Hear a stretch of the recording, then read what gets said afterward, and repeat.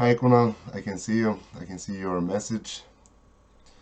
Hi Nicola, thank you for joining us.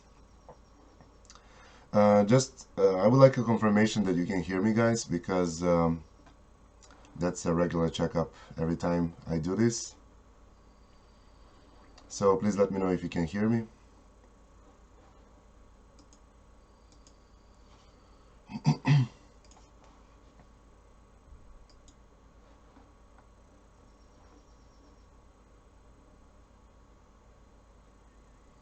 Okay, great. We have a confirmation. Hi guys, welcome to Dreamframer Photography. Today we're gonna be doing on some images that I'm gonna upload for sale. So I'm gonna go through the whole process of editing them in Photoshop, adding keywords, description and the title, and then I'm gonna be uploading them. I hope we can do a couple of pictures in this 1 hour because that's the time for this webinar. I hope the computer will not crash or anything like that, but since this is a live event, anything can happen, so I apologize in advance if something like that happens. I hope not. And I try to activate this super chat, but I don't see it working, so I apologize for that as well. Live chat works, so you can ask me questions and I will be answering your questions while I'm working. The picture that you see now, the video and the sound, is actually about 15 seconds later than the moment I'm saying the things, because YouTube needs time to process the stream. So I apologize if you don't, it doesn't seem like I answer right away, but I will from time to time take a look at the chat and answer your questions. Okay. So let me now go back to the Photoshop window, and I'm gonna start working. Let me open one of the pictures. So I prepared these 4 pictures. I doubt we're gonna have time to do all of them in an hour, because I have to think out loud and I have to say things which I don't do when I usually edit pictures, right? So let me start from this one because that might be an interesting one. The picture is taken with Nikon D500, but that doesn't really matter. What is important is that this picture is in RAW format. RAW format for Nikon is .nef. You should always try to take pictures in RAW format instead of JPEG, because RAW format pictures have a lot more possibilities for editing and have much more information than JPEG pictures. So even if you don't have the right exposure or shutter speed or something like that, you can still correct brightness and contrast if much easier if you are editing raw picture instead of JPEG picture. Let me just see the question.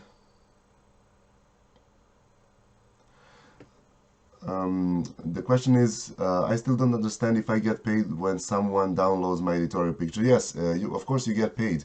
Editorial pictures are just pictures that people use in editorial purposes, like, for example, newspaper or informative websites or any kind of presentations.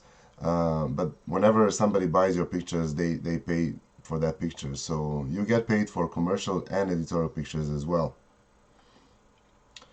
And then Yulichka Salniechная says, hello, will you leave this video to watch later, or you're gonna remove it? I'm gonna leave it, so it's gonna be there. I'm gonna go back to Photoshop now. So now we have this hummingbird in the nest. I took a picture of it about a month ago. This is a pretty rare picture. I think it could be a good seller. However, the bush is in the shade, so I had to pump up the ISO number, the ISO value in the camera to catch enough light.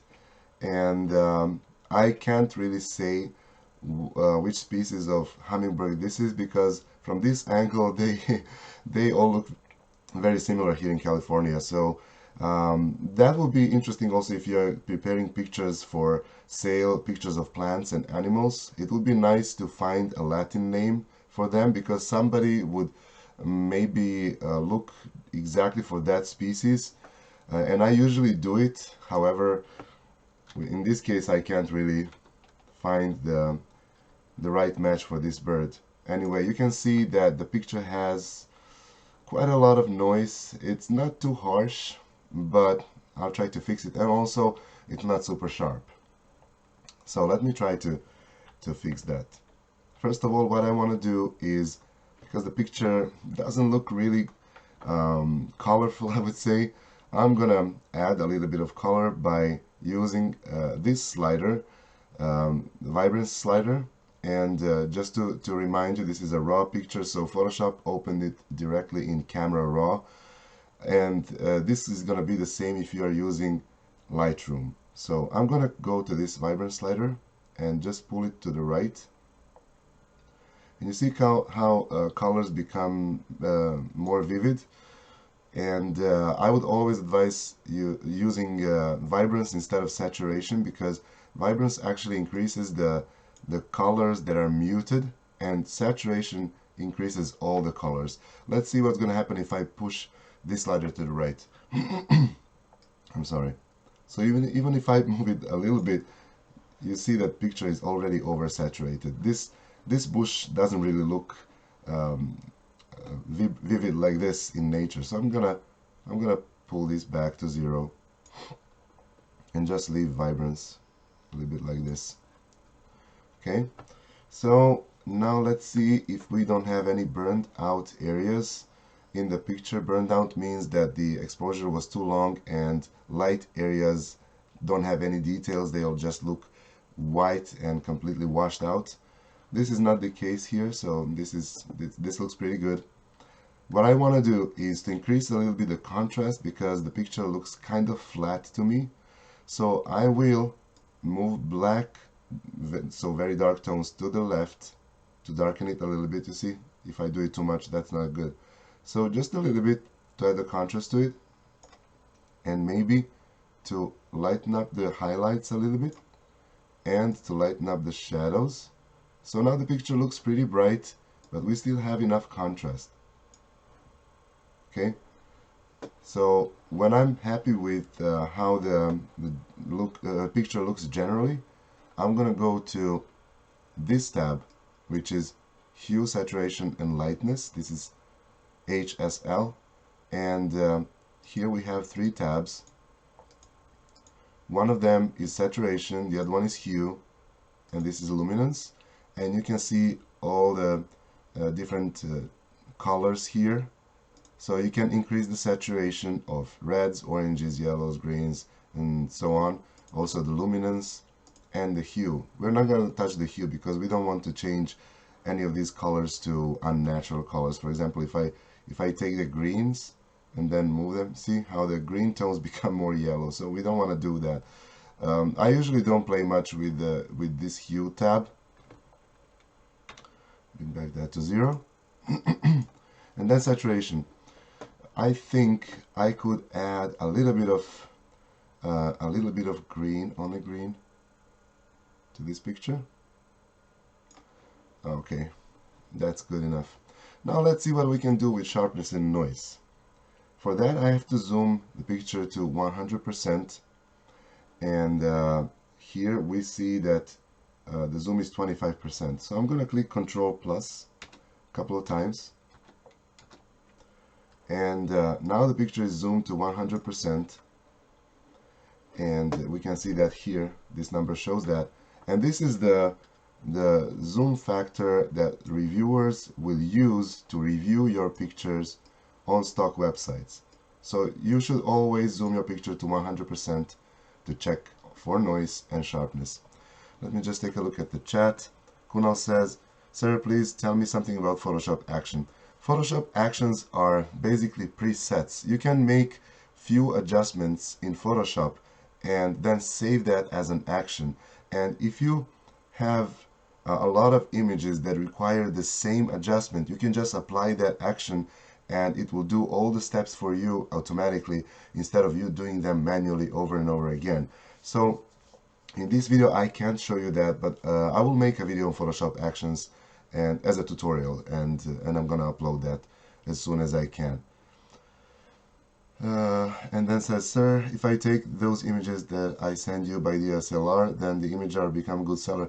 Good seller is really an image that people need. It doesn't matter if it's taken by DSLR or cell phone or anything like that. If people need that image, it's gonna be a good seller. It doesn't even have to be a beautiful image. If they just need that subject, sometimes that makes a good seller.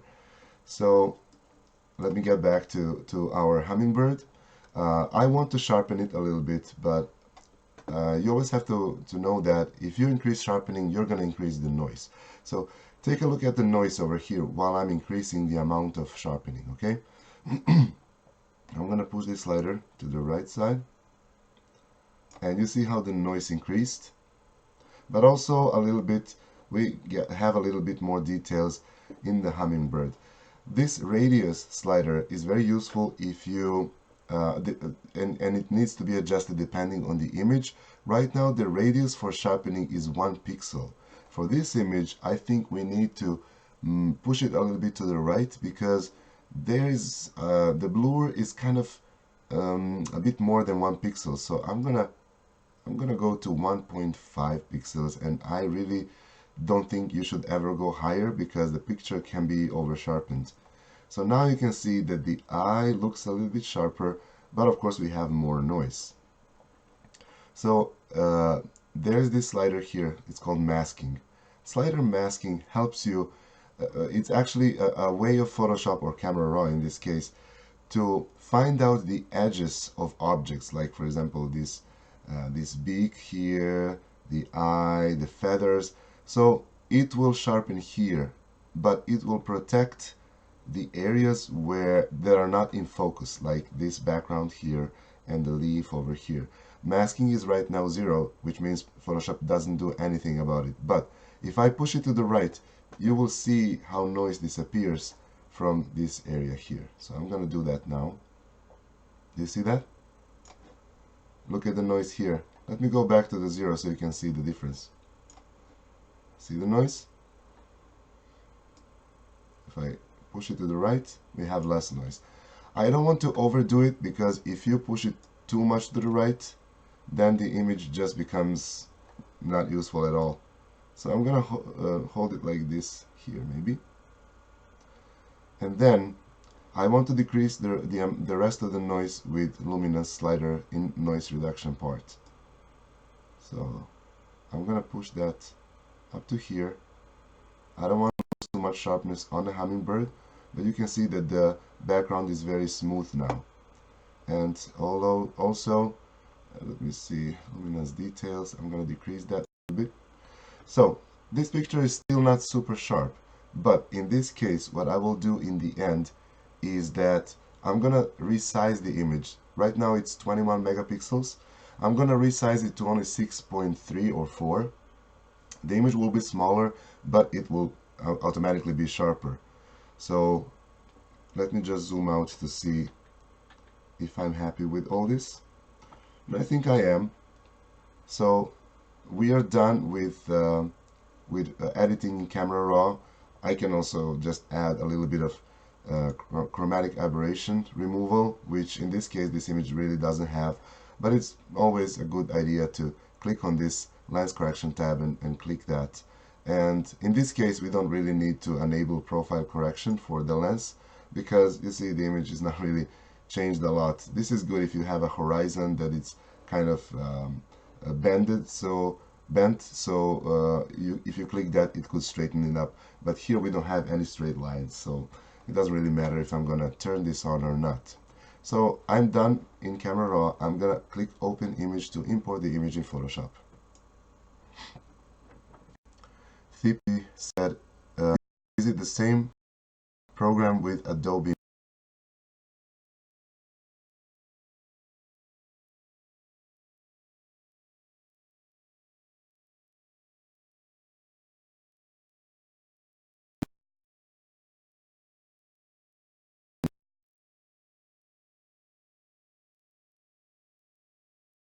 internet and let you know. So if you can, please send me an email to dreamframing@gmail.com, or send me a message here on YouTube, and I will find the information and answer to you later. Okay, so Photoshop is still opening the image, and it's taking a lot of time, I guess, because I'm streaming this, and I have Chrome open, and OBS, and Photoshop. I hope it didn't freeze. If it did, I'm just gonna restart it. You have to be patient for a minute.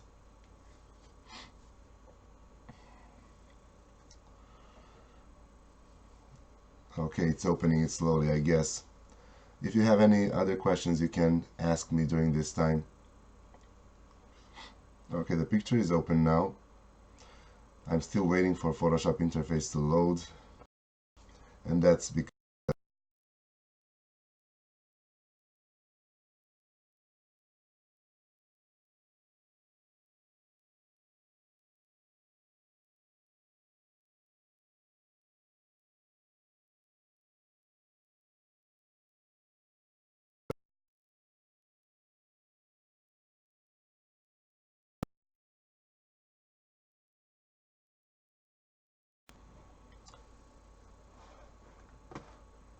let me just turn off a couple of things before I continue, because my computer is really slow right now.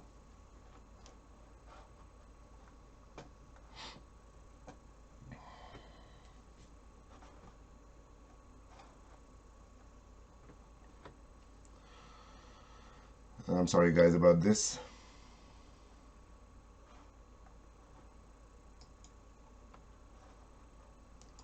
I'm trying to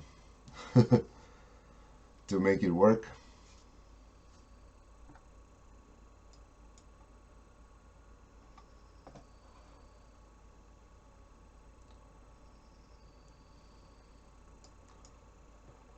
Okay, let me try Control Alt Delete.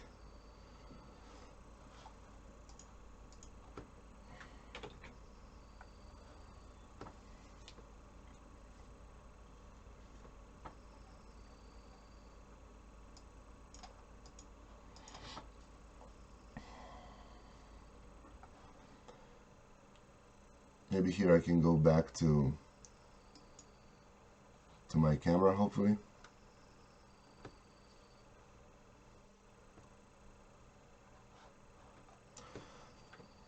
Okay, I hope you can see me.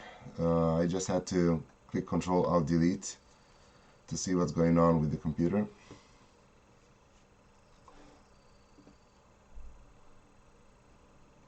And I apologize for that.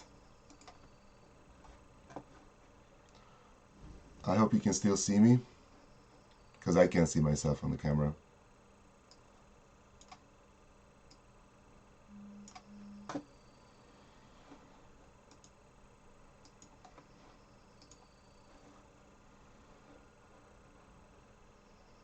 And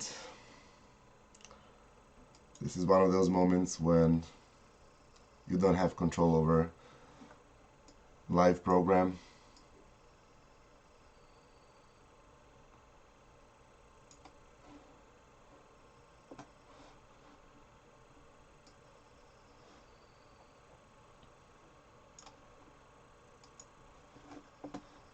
Okay.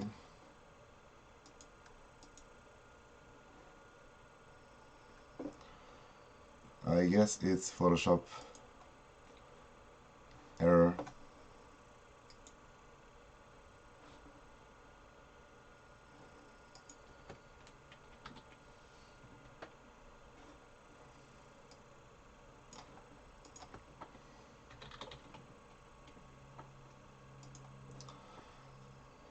Guys, I apologize for this, seriously. We can use this time for questions and answers. Photoshop works, but it's very slow, so I can go back to that display just just to see if anything's gonna move forward. So what I did this, I duplicated the layer by dragging the background layer down to the new layer icon. And now I have background layer and layer 1, they both look the same.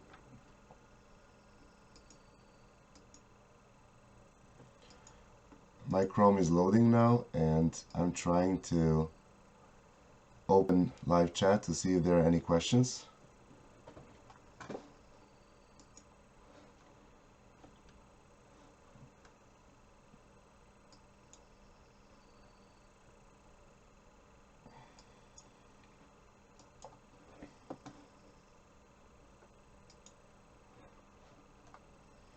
Okay, the chat is loading.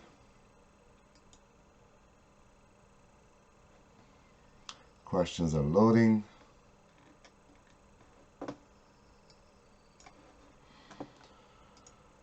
I hope we are back online. I guess Photoshop works now, so I'm gonna continue. Let me zoom out a little bit. I'm gonna click Control minus.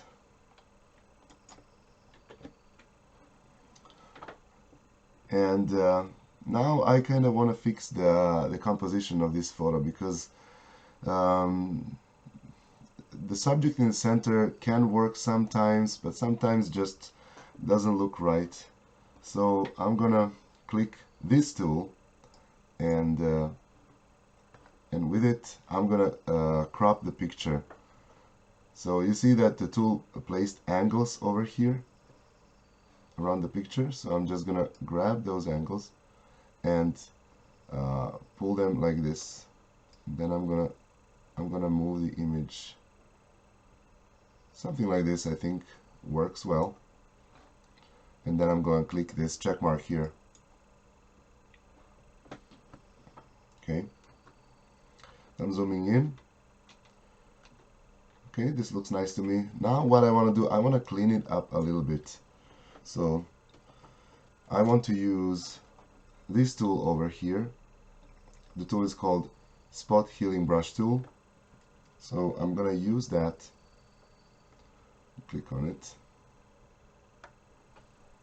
And select the top layer.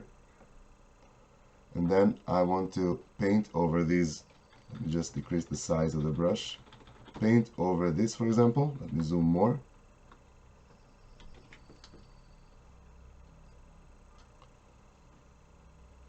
And decrease the size a little bit more. And I'm going to paint over this to make it disappear.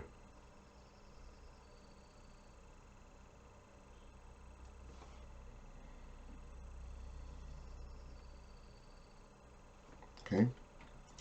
This is not really important to do, but you know, if you notice things like that, for example, if you take pictures of flowers or food and you have these blemishes, then you have to remove that, because nobody wants to buy a rose or something like that with hair on it, or food on God forbid, hair with food on it, food with hair on it, I'm sorry. So right now I want to leave this here, because I feel like the hummingbird actually used these whatever this is, these threads to make the nest. So I'm gonna leave that as it is, and I'm going to paint a little bit these yellow leaves into green ones, just because I want to. This is not required at all. This is just your decision if you want to do it or not. But I'm going to add a new layer by clicking here on this layer icon, and I'm going to change the mode for this layer to color. You can choose color or hue. I'm going to try with color first, and this is all trial and error. And now I'm going to get a color picker and click on this color, for example. Watch what happens here when I click on it. When I click on it, then Photoshop chooses that color, and now I can click on the brush and increase it a little bit and see what's going on. Okay, this doesn't look right, it's too bright. Okay, so I'm gonna change the mode from color to hue. Now it looks better. Doesn't look super natural, but anyway, I'm gonna paint over here a little bit, then this leaf over here, or maybe even choose another color, like for example the closest one to that, which is this one, and go back to the brush. Oh, that's probably too much, so let's choose another one. And this is how that process goes. Sorry.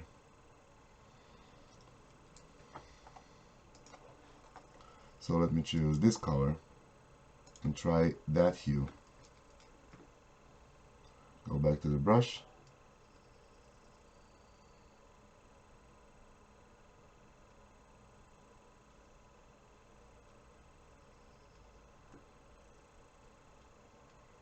Okay, that looks better. I can even paint this part here.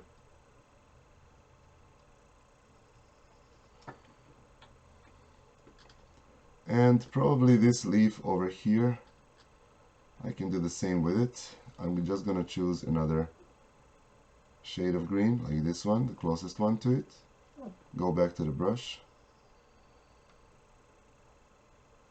So I painted a little bit on this wooden part, and I don't want that, so I'm gonna zoom, move the image a little bit up, and then correct this with eraser.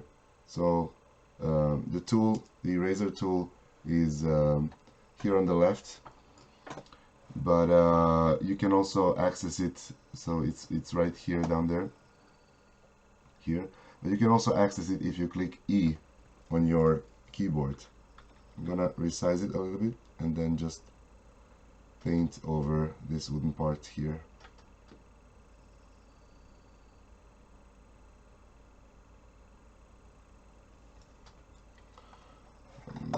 My Photoshop is really slow. It's returned me back to the brush, and I want eraser. Okay, now I'm in eraser tool. So you see how I'm deleting the green shade from the wooden part here.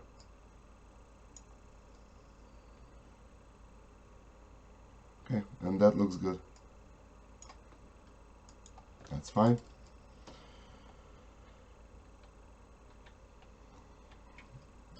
I'm gonna leave this yellow leaf on the right bottom side here. It's not really important. What I want to do now, what actually bothers me the most, is that I can't see the whole beak of a hummingbird.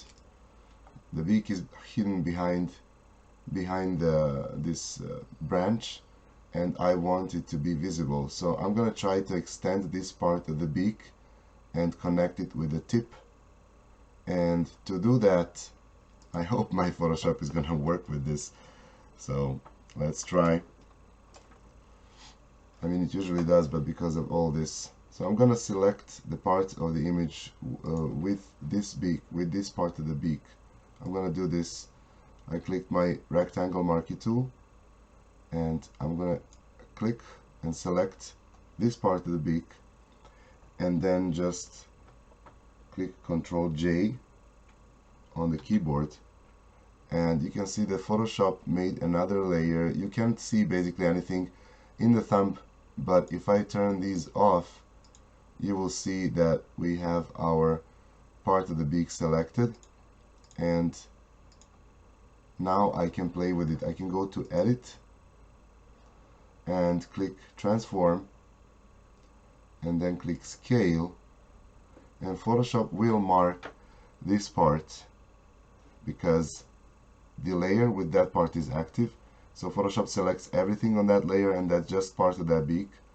And I want to extend it like this and shrink it a little bit like this, and then I'm gonna move it probably something like this.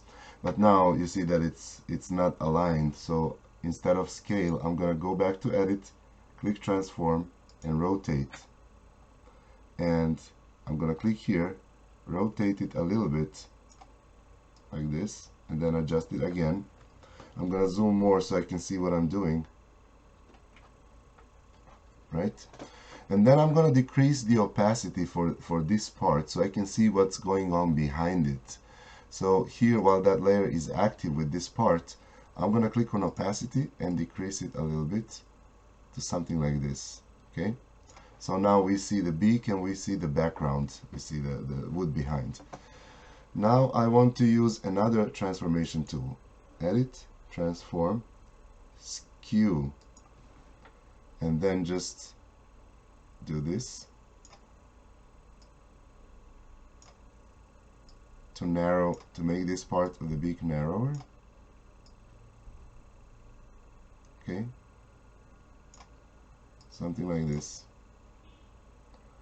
And I'm just gonna click to confirm so right now to see what's going on. I'm gonna increase the opacity for this layer. This looks pretty good, but now we see the green from this layer and we don't see the wooden part from the layer below. So somehow I have to hide this green from the image. What I'm gonna do, while that layer is active with this part here, I'm gonna click down here and add a layer mask. Right? So now layer mask is selected, and I'm gonna click on the brush tool, and I'm gonna paint with black over this part where we have green background and we don't want it there. So let me just decrease the size of the brush a little bit. And while the mask is active, that's very important because you're actually painting over the mask and not over the actual layer. So I'm just gonna paint, and as you can see, the background is disappearing. Just decrease the size a little bit more so I can be more precise. And just completely hide the background around the beak.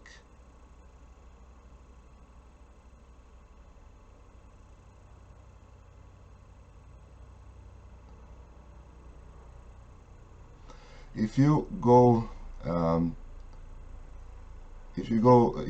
do something like this and delete the part of that you want to see on the layer, then just go and switch these colors from black to white and then paint over that part to uncover it again.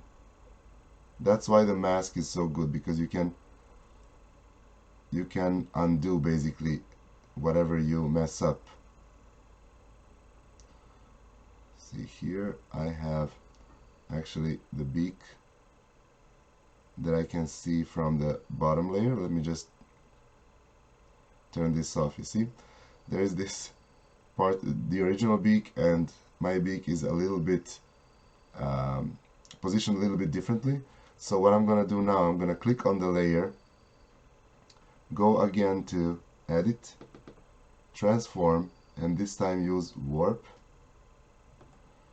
and then I'm gonna click at one of these points and just move it up a little bit. This one too.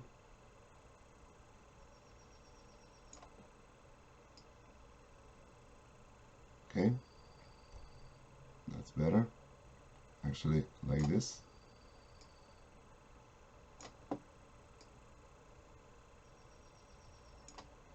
Okay, this looks really good now. And I'm going to click here to confirm. Also, oh yeah, we have this part here. I have to adjust that too. So I'm going to just click again to edit, transform, and warp, and move that a little bit up like this. So now this looks pretty good. And I'm just going to go back to the mask, select the mask, and try to hide this edge between the original beak and this one that we created. So brush tool is active. I'm gonna increase the size of the brush a little bit, and just while the mask is active, just paint a little bit over this edge, and that's about it. So let me check one more time. We have some green halo over here. I'm gonna fix that just by painting like this carefully.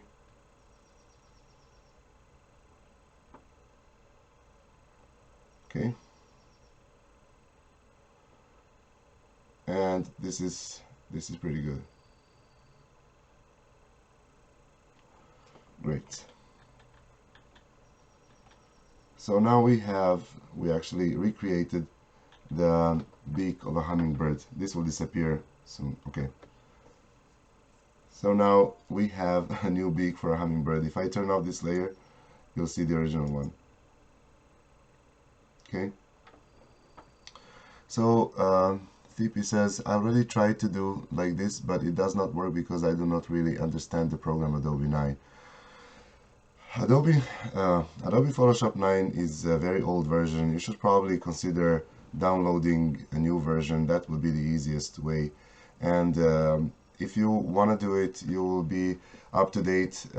If you want to pay $10 a month, you will be up to date. Adobe will be updating your Photoshop every time, and you can use their online library.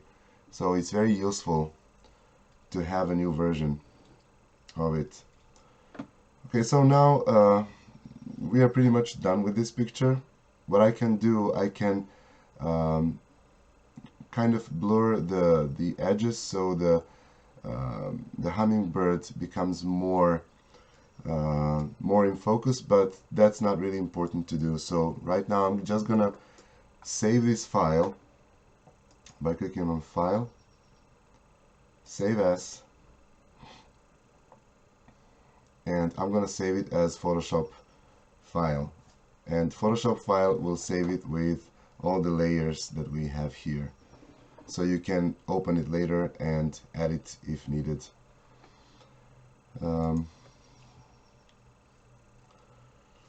I'm waiting for Photoshop to open the dialog. Save as.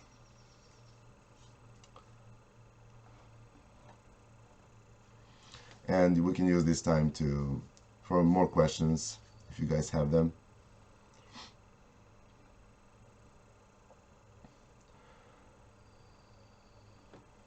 The last webinar went really smooth. There was no anything like this, any problems like this, and I guess there is something, either the program that I use to stream is updated and something is not set up correctly, or something else, but my computer is obviously very busy doing this. So I'm gonna give this this file a name,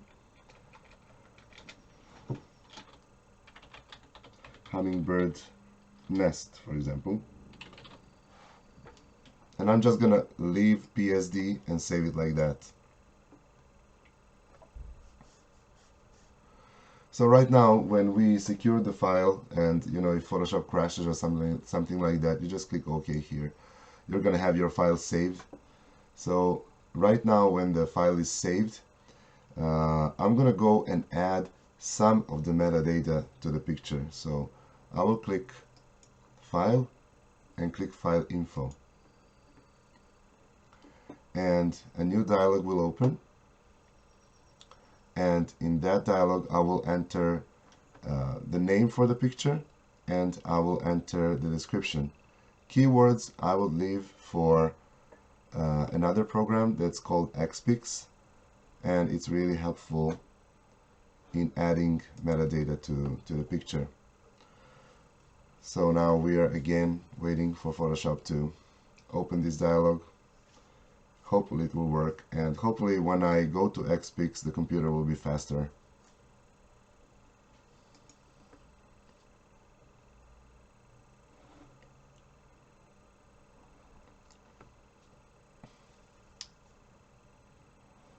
Any more questions, guys?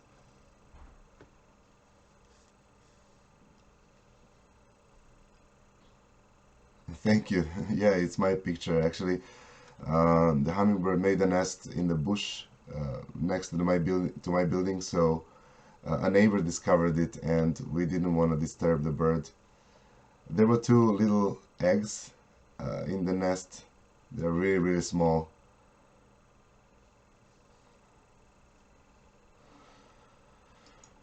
Okay, we're still waiting for Photoshop to load this dialog. Any more questions, guys?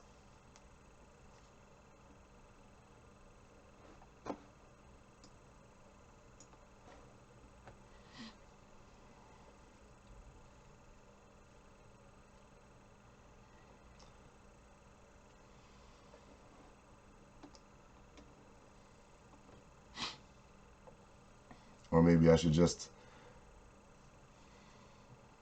turn off Photoshop and go to XPix instead, because this is taking a lot of time.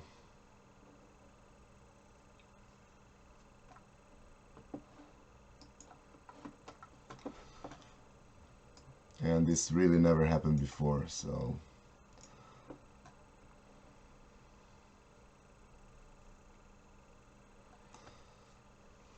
my computer says that my hard disk is very busy. 99% busy actually. Okay, let me see. Kunal, what was your question again? Let me go back.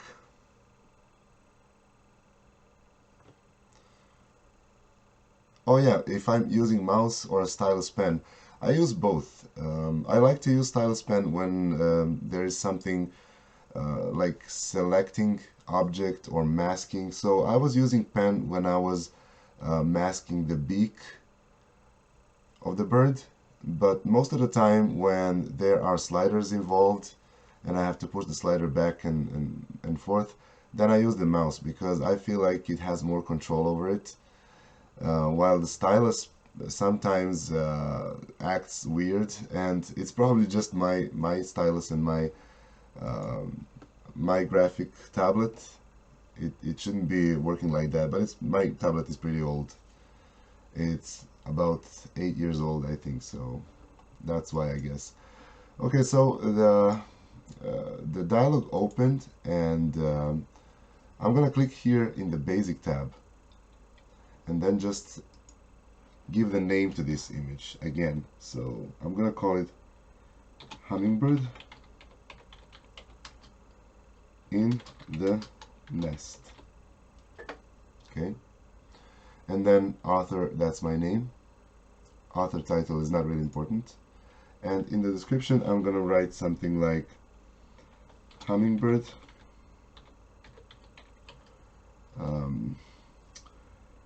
laying in the nest,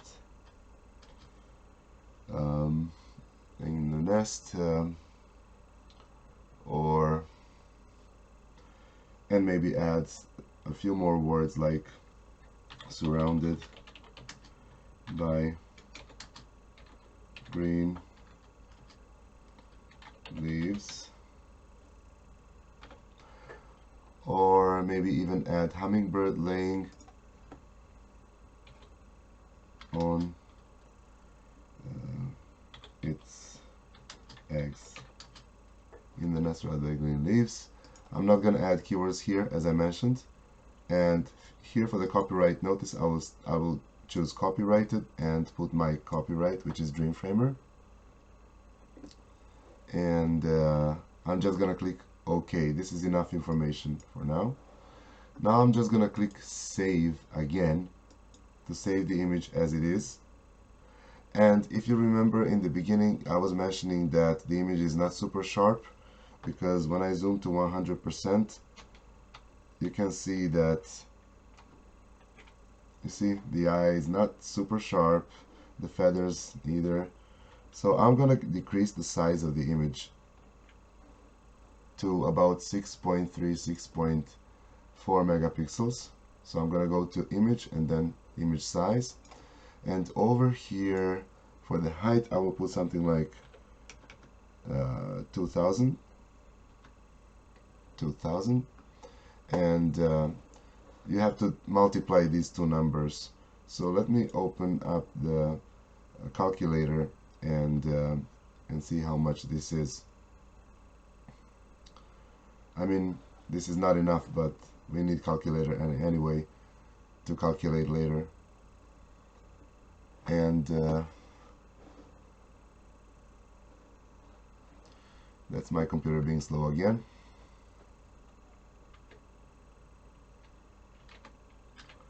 Calculator.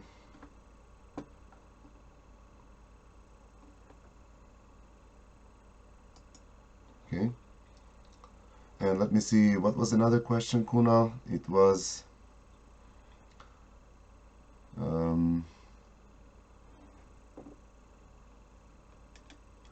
Can you please repeat the question because I can't really find it here in the chat?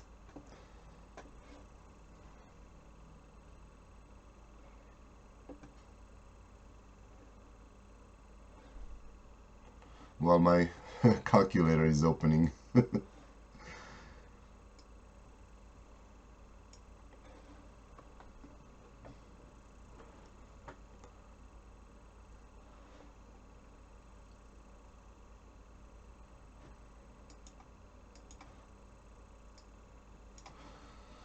Okay, finally.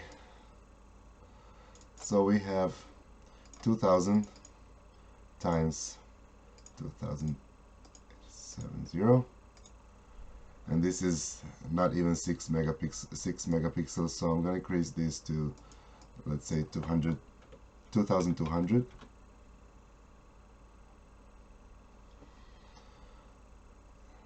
It's really never, oh, again, sorry.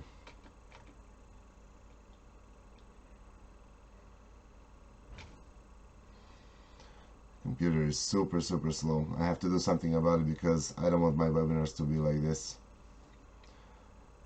I don't want you to wait for my computer to wake up. Okay, this should be fine, I think. 2200. Let me go back to the calculator. Multiply these two numbers. 3157. Yeah, this is plenty. I could even decrease it a little bit, and I will, because I don't want my picture to be rejected because it's not sharp enough. So I'm gonna put 2170. Something like this should be, I think, fine. Let's see. 3113. Yeah, that's fine. I'm just gonna leave it like this. Click OK.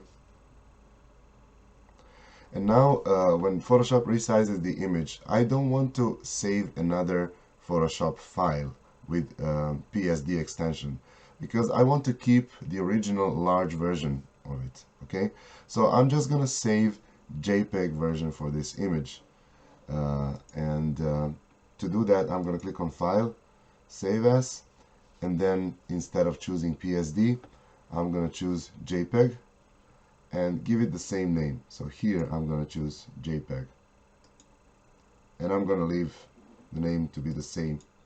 Click Save, and I'm gonna leave quality to 12 and just click OK here. Photoshop will save the image.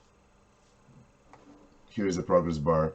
In normal circumstances, you wouldn't even see the progress here. It just goes in a second, but obviously, since my computer is very slow now, you can see it. If I zoom now to 100%, the image looks sharper because it's smaller. And this is the size, the zoom that reviewers will use to review this image. So right now, when I save this image, I want to turn off Photoshop because we don't have much time, unfortunately, because of the slow speed of my computer right now. I'm not gonna save this as PSD. I mentioned that before, so I'm just gonna click No here. So I want to turn off Photoshop and go back to actually load Xpix, which I already opened. It's right here. So I'm gonna leave Photoshop to shut down, and I opened Xpix, and I'm gonna load the picture in Xpix and add keywords for it. To do that, I'm gonna click here to add files, and I hope Photoshop will turn off, hopefully. Okay, it did. And I'm gonna turn off the calculator as well. So I'm gonna click to add files and load our JPEG version of the picture. That's it. Click open, and and then click import when the new dialog opens.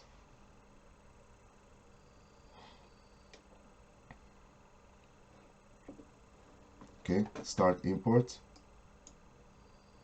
So Xpix now is trying to import any existing metadata, which is description and title. And as you can see here, Xpix, let me just increase the size. So I mistyped eggs, and Xpix will warn me about that.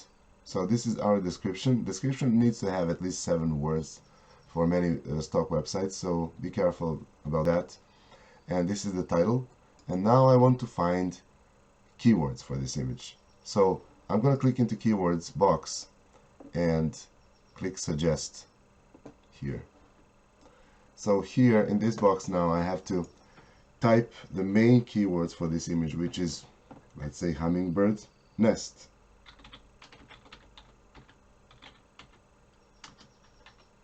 And I'm going to add comma actually. Nest. Click search. Shutterstock is chosen here as the search engine, but you can choose any other website that is offered in this menu here, iStock, Fotolia, or local files. I like to use Shutterstock because that's my best seller and I want to rank there highly.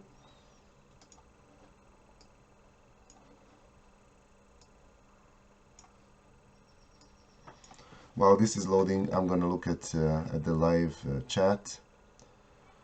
Question on Upwards. I download the software. It's helpful. Enjoying what you're doing, Ivan. Can I ask you a question not related to this Photoshop process? Yes, of course.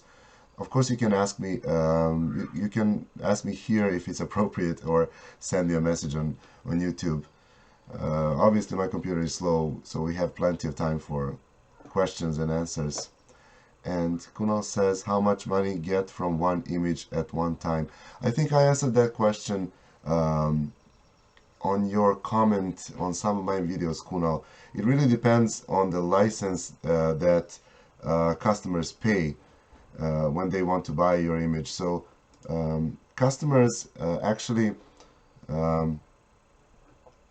can buy your image for different purposes, and they can buy your image to print it in many copies, and in that case they will pay a lot. In that case you will get from $25 to $100 for one image, for one download of one image. On some websites even more, but most of the time you get let's say 20-something cents to $10 for one download, again depending on the size of the image they download, depending on the purpose, depending on the website where you are selling. But you know, when someone buys your image for, I don't know, some website, and pays, and you get $2 for it, then the picture is still on sale. So people, other people find the image, they buy the image, the same image, and you get some money again and again and again. So some images that I have, even though you always get few cents to a few dollars for it, they are downloaded thousands of times. So eventually one image can bring you hundreds to thousands of dollars, because there is a lot, if a lot of people need that image, then that's how it goes. So you don't really base your judgment on just one download. I had images downloaded for some books and some magazines printed in many copies, and for those you get up to $100 usually.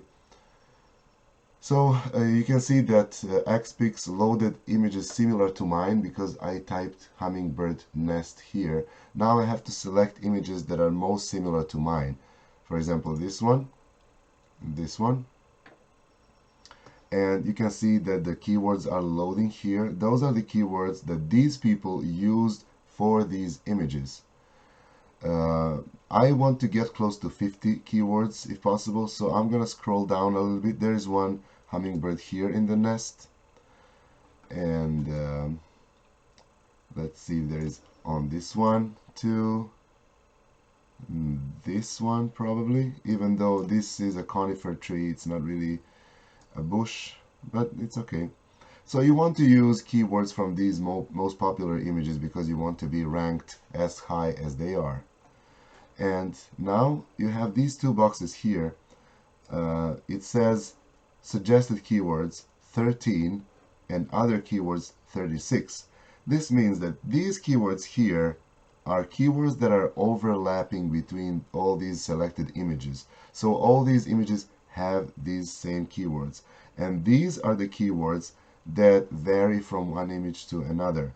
You want to use these keywords if they are, of course, appropriate for your image, if they are relevant to your image, but you also want to add some of these keywords here.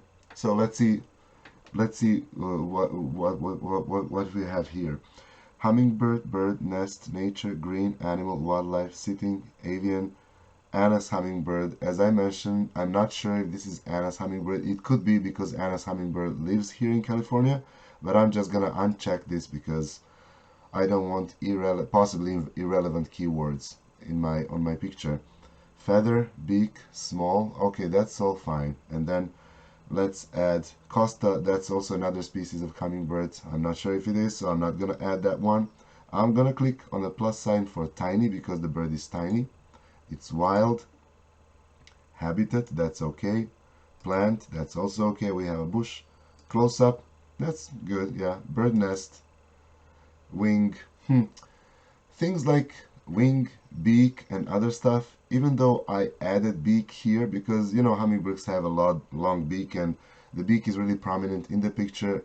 I'm not sure if I want to add wing because the wing is really not the main focus of this image, okay? So some people who want to find hummingbirds flying with their wings open, they might search for this. But those who want a hummingbird sitting on eggs in the nest, they will probably not even type this. So I'm gonna leave that. I'm gonna click bush, baby, no tail, no branches, fauna, branch, even though probably branches in branch is not important to take both of those. Shutterstock and many other websites make plurals automatically from the singular branch. They would make branches. And then summer, yes, beautiful, yes, yes, it could be a tree. Outdoor, leaves,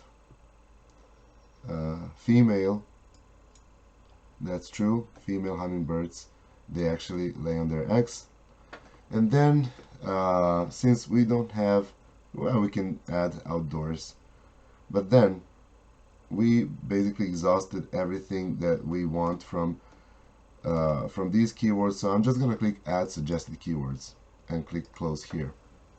We have 29 keywords, so let's add some keywords manually.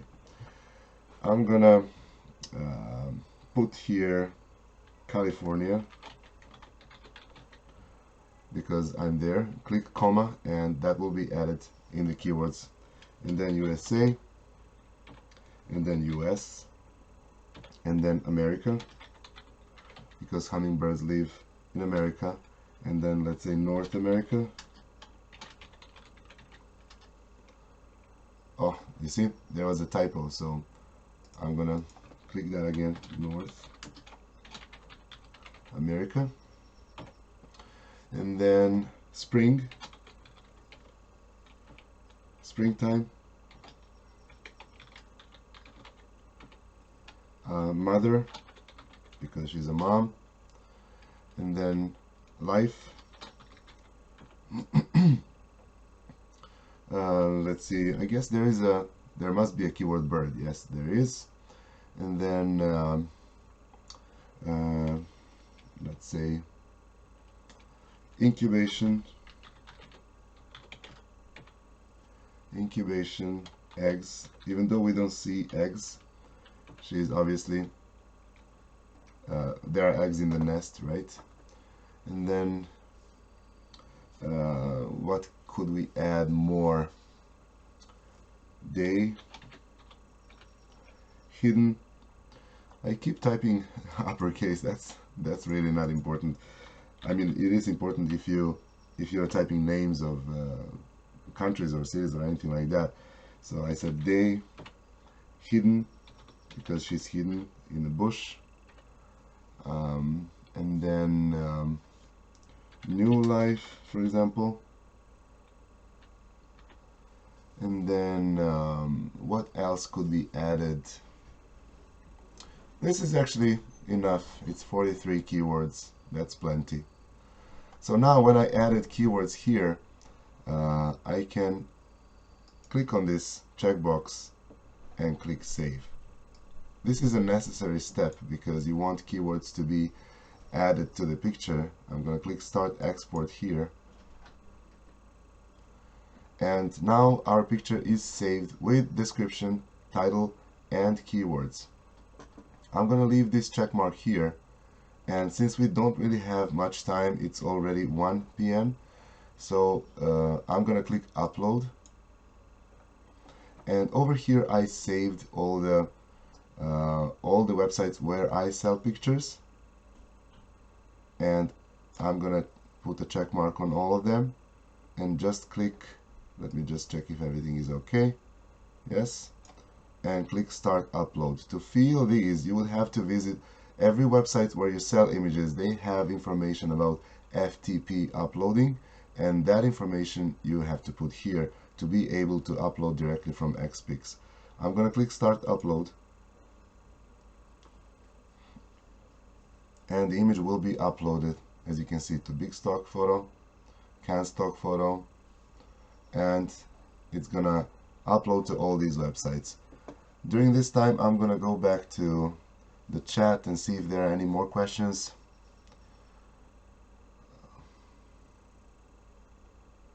Yeah, Kunal, exactly. I mean, this business is, it's flourishing in countries where dollar is strong. So I used to live in Serbia, and over there, this was pretty good money actually. I had a regular job, but I had a pretty good stream of money, even though I was a beginner in stock photography. That was really nice. I mean, here now when I live in California, I mean, I have much more pictures, so the stream of money is still really good. But beginning here in United States can be kind of hard for stock photographers if they're not really dedicated to it, because you need to have quite a few pictures to have a substantial amount of money every month. However, I know people who live here and they live solely of stock photography, and they enjoy it because what we all love to do is taking pictures. And if you can do what you love and earn money from it, even though if you have a regular job and this is just a hobby.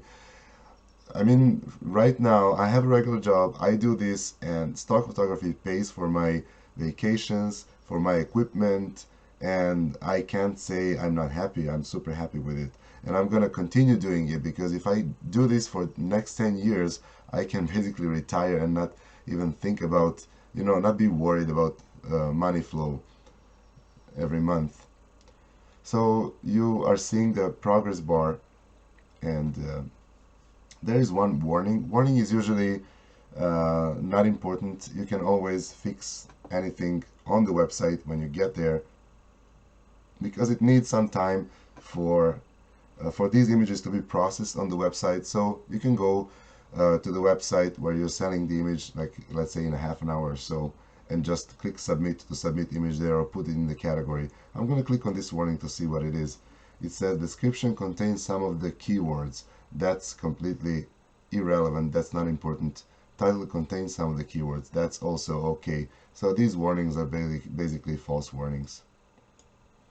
And guys, unfortunately we did only one picture. I'll do my best next time to see what's going on with the computer, so we can actually do more pictures and not just wait for my computer to wake up. I think the next webinar will be next Sunday again at the same time.